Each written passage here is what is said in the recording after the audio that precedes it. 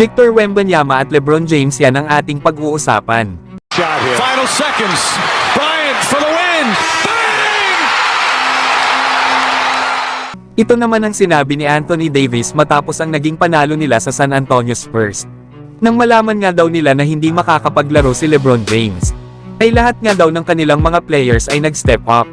At nang matanong naman si Davis patungkol kay Victor Wembanyama, sabi naman ni Davis na alam daw nito na kaya ni Victor Wembanyama na maglaro, na marami nga daw itong pressure lalo at isa itong big man. Nag-struggle naman daw ng kaunti si Wembanyama kanina, pero ipinakita nga daw nito ang kaya niyang gawin na kung saan ay nakagawa daw ito ng 30 points. Meron nga daw itong mga 3-pointers at blocks na nagawa na may kasama pang highlights. Kaya naman ay pambihira daw talaga ang talent ni Victor Wembanyama. Natanong din si Anthony Davis kung ano ba daw ang pakiramdam nito matapos ang naging final game nila sa in-season tournament. Lalo at gumanda nga daw ang naging opensa nito simula noon. Sabi naman ni Anthony Davis ay maganda daw ang kanyang pakiramdam. Lalo na din daw sa kanyang jump shot at finishing. Naka-lock in na nga din daw sa ngayon itong si Davis.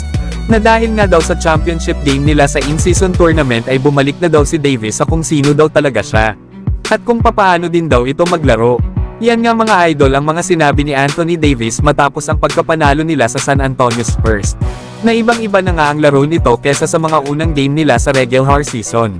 Na kanina nga laban sa San Antonio Spurs ay gumawa na naman ito ng double-double 37 points at 10 rebounds. Kaya malaking tulong talaga para kay Davis ang mga naging laro nila sa in-season tournament. Nadala nga kasi nito ang high level ng kanyang performance sa regular games. Kaya asahan pa natin mga idol na makakakita pa tayo dito kay Davis ng mga pang-MVP performance. Lalo at ang sunod pa rin nilang makakalaban ay ang San Antonio Spurs pa rin. Samantalang sa naging post-game interview naman dito kay Victor Wembanyama, inamin nga nito yung last play na ginawa nila kanina, na kung saan ay tumira ito ng 3-pointer. Gagawa daw sana ito ng quick to kaso nakita niya ang opportunity para itira na ang bola. Inamin nga din ni Victor Wembanyama na talagang nag-e-struggle sila kanina. Especially na nga daw sa first half.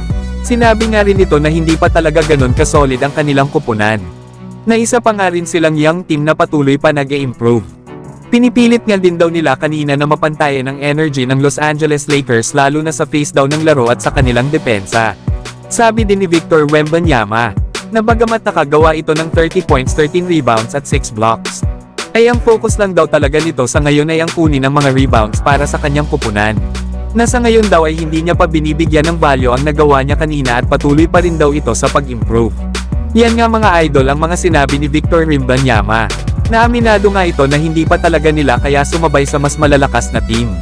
At nasa proseso pa lang sila ng pag-aaral sa laro ng bawat makakalaban nila. Pero sinusubukan naman daw nila na matapatan ang energy na ibinibigay ng kanilang mga kalaban.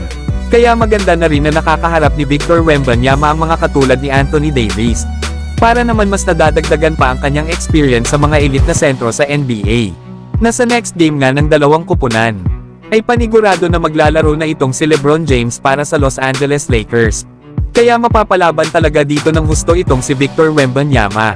Na kahit nga talo sila palagi ay ang importante nagkakaroon ito ng mga experience sa ngayon. Para naman sa susunod na season ay alam na nila ang gagawin at nakapag-adjust na sila. Pero kayo mga idol, ano ang masasabi nyo sa naging match-up nila Anthony Davis at Victor Wembanyama kanina? So hanggang dito na lang tayo mga idol. At huwag nyo naman kalimutan mag-subscribe bilang pagsuporta.